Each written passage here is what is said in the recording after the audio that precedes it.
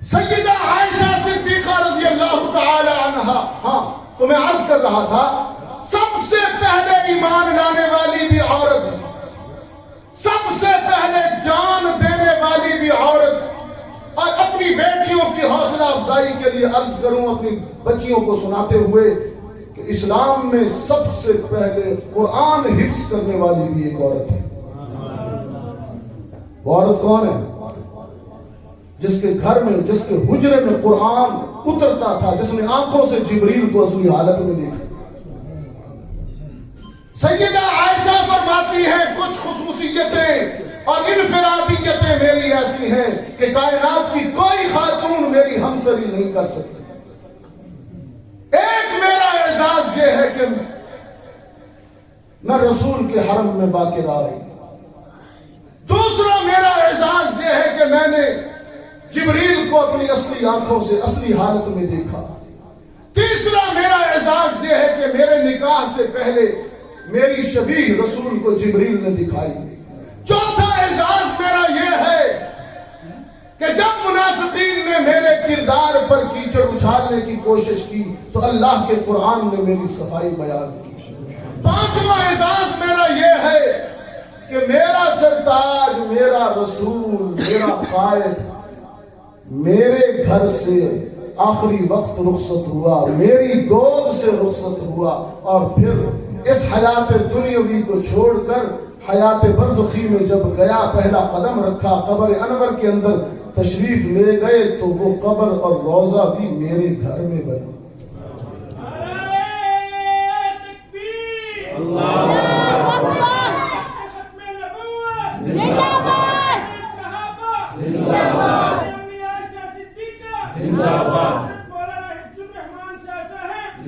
کہاں کرتی تھی سیدہ عائشہ صدیقہ رضی اللہ تعالی عنہا فرماتی ہیں سرکار دو عالم صلی اللہ علیہ وسلم کی زندگی کا آخری دن 12 ربیع الاول کو چاش کے بعد اور زوال سے کچھ دیر پہلے بخار کی شدت تھی، تپش کا عالم تھا، سر اقدس میری گود میں رکھا ہوا تھا.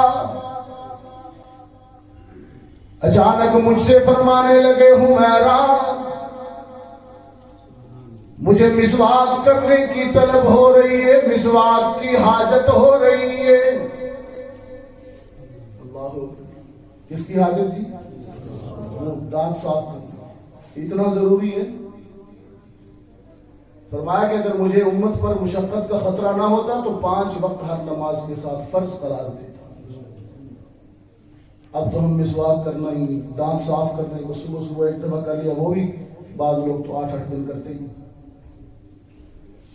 سگریٹ پیتے ہیں، مسجد میں آ جاتے ہیں، منہ سے ایسی بدبو کے پھکے اٹھتے ہیں.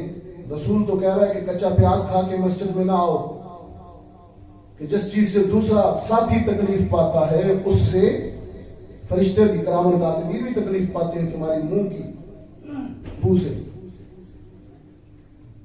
لیکن محمد عربی کی نفاست اور ذوق کی طہارت دیکھیے. عالم کیا ہے بخار کا. سیدہ سے فرماتے ہیں مسواک کی حاجت ہو رہی ہے، مسواک دو. سیدہ فرماتی ہیں میں نے اپنے بھائی عبد الرحمن سے مسواک لیا اور پیش خدمت کر دیا. رحمت عالم نے فرمایا حمیرہ آج بخار کا بہت زور ہے، ضعف اور ناتوانی بہت ہے، خود اپنے دانتوں سے چبا کر نرم نہیں کر سکتا، تو خود اپنے دہن سے چبا دے. سیدہ عائشہ فرماتی ہیں میں نے اپنے دہن سے مسواک نرم کیا اور پھر دھونے کے لیے پانی کی طرف بڑھی. رحمت عالم صلی اللہ علیہ وسلم نے میرا ہاتھ پکڑا اور فرمایا دھو نہیں، یہ مسواک مجھے یوں ہی دے، آخری وقت میں تیرے دہن کا چبایا ہوا مسواک استعمال کر کے قیامت تک کے لیے تیری عظمت پہ مہر لگانا چاہتا ہوں۔ سیدہ فرمایا کرتی تھی یہ بھی میرا اعزاز ہے کہ شکم نبوت میں جانے والی آخری غذا میرا لعاب دہن بنا، آخری عمل پیغمبر کا مسواک ٹھہرا۔ اور یہ بھی میرا اعزاز ہے کہ میری برات اور تطہیر میں قرآن آیا، عجیب انداز میں قرآن آیا۔ ابھی وہ عنوان دوسری طرف نکل جائے گا۔ سید ندیم شاہ صاحب رحمت اللہ علیہ کبھی کبھی فجر میں کہا کرتے تھے کہ اگر مجھے موقع ملا میرا جی چاہتا ہے کہ حشر کے دن جب ہم اٹھیں گے تو یہ بات میں اپنی ماں عائشہ کے سامنے کہوں گا، اسی پر میں اپنی بات کو بھی مکمل کروں۔ شاہ جی کہا کرتے تھے تیری پاکیزگی پر، عائشہ کی پاکیزگی، تیری پاکیزگی پر نطق فطرت نے شہادت دی، تجھے عزت عطا کی عافیت بخشی فضیلت دی، خدا لم یزل کا بارہا تجھ پر سلام آیا، مبارک ہے وہ لب کے ادب سے جن پہ تیرا نام آیا،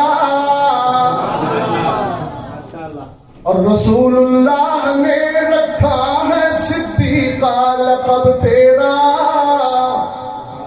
رسول اللہ نے رکھا ہے صدیقہ لقب تیرا، صرف فرشی ہی نہیں عرشی بھی کرتے ہیں ادب تیرا۔ میں کہا کرتا ہوں دنیا میں وہ خوش نصیب اور بلند بخت بیٹی عائشہ آئے جس کو رسول کی زبان نے صدیقہ کا لقب دیا۔ بلند بخت ایسی ہے کہ رسول کی زبان نے بیٹی کو صدیقہ کا لقب دیا اور باپ کو صدیق کا لقب دیا۔ کیا عظمتیں ہیں اس گھرانے کی۔ معراج کی تصدیق کرنے پر زبان نبوت نے ابو بکر کو صدیق کہا، اور سورہ نور کی آیات تطہیر نازل ہونے پر ابو بکر کی بیٹی کو صدیقہ کہا۔ رسول اللہ نے رکھا ہے صدیقہ لقب تیرا، فرشی ہی نہیں عرشی بھی کرتے ہیں ادب تیرا۔ تو عظمتیں تھی میری بیٹیوں کی۔ میں پھر کہتا ہوں میری بیٹیوں، یہ ہے ہمارے آئیڈیا، یہ ہے اسلام کی بلند مرتبہ خواتین۔ یہ قصے سنایا کیجئے عائشہ کے، خدیجہ کے، فاطمہ کے، تاکہ میری بیٹیوں کا ذوق ایمان بلند ہو، وہ اس سوشل میڈیا کی یلغار کے سامنے بند باندھ سکے، عائشہ کے علم کا، فاطمہ کی حیا کا اور خدیجہ کی صدق کا۔